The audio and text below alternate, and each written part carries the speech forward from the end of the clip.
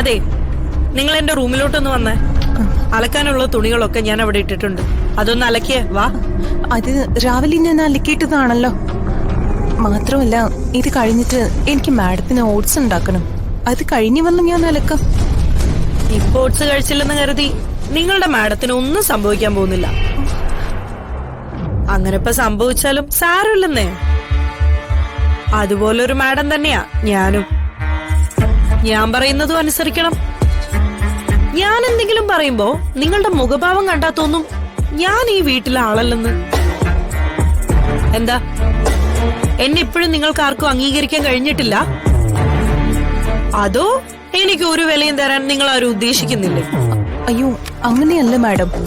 Oats കൃത്യസമയത്ത് കിട്ടിയില്ലെങ്കിൽ Rama madam ദേഷ്യപ്പെടും. മുടങ്ങാതെ കഴിക്കുന്നതാ. മുടങ്ങാത്തതൊക്കെ ഇനി മുതൽ മുടങ്ങാൻ പോവല്ലേ ചന്ദ്രലേഖ? നിങ്ങളുടെ വലിയ മാഡത്തിന്റെ ശീലങ്ങളൊക്കെ നമുക്കൊന്ന് മാറ്റിയെടുക്കണ്ടേ? നിങ്ങളെല്ലാവരും കൂടി ചേർന്ന് അവരെ ഇങ്ങനെ തലയിൽ എടുത്തെടുത്ത് വെച്ചാ അവർക്ക് ഇത്രയും അഹങ്കാരം കയറിയത്. ഇനി ഞാൻ വേണം ആ അഹങ്കാരമൊക്കെ കുറയ്ക്കാൻ.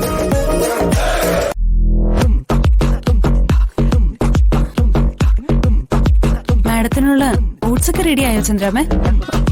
നീ മാഡത്തിന്റെ മുറിയിലേക്ക് ഒന്ന് ചെന്നേ. എന്നിട്ട് അലക്കാനുള്ള തുണികളൊക്കെ ഇങ്ങെടുത്തോണ്ട് വാ. അതിന് മാഡത്തിന്റെ തുണികളൊക്കെ ഞാൻ ഇന്നലെ തന്നെ അലക്കിയതാണല്ലോ. അയ്യോ, രമ മാഡത്തിന്റെ അല്ല. പിന്നെ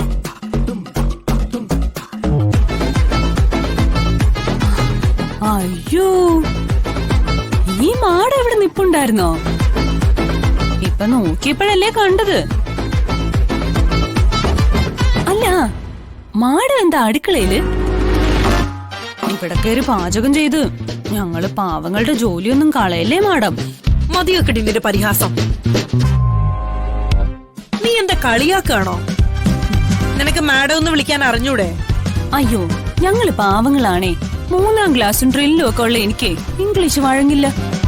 അതാ മാഡത്തിന് കേറി മാഡം എന്ന് വിളിക്കുന്നെ. മാഡത്തിനെ ഞാൻ അങ്ങനെ വിളിച്ചോട്ടെ മാഡം? ചന്ദ്രലേഖ, എന്റെ ക്ഷമ വെറുതെ പരീക്ഷിക്കരുത്. ചിന്നു, നീ ചെന്ന തുണികൾ ഇങ്ങെടുത്തോണ്ട് വാ. ഞാൻ അലക്കി കൊടുക്കാം. ഈ രാത്രിയിലോ? എന്തിന്? മാഡത്തിന്റെ കൈക്കെന്ത് പറ്റി? പണ്ട് സ്വന്തമായിട്ട് അലക്കിയിരുന്ന ആളാ. ചന്ദ്രാമ ഈ പുഴയിൽ തുണി അലക്കിയിട്ടുണ്ടോ?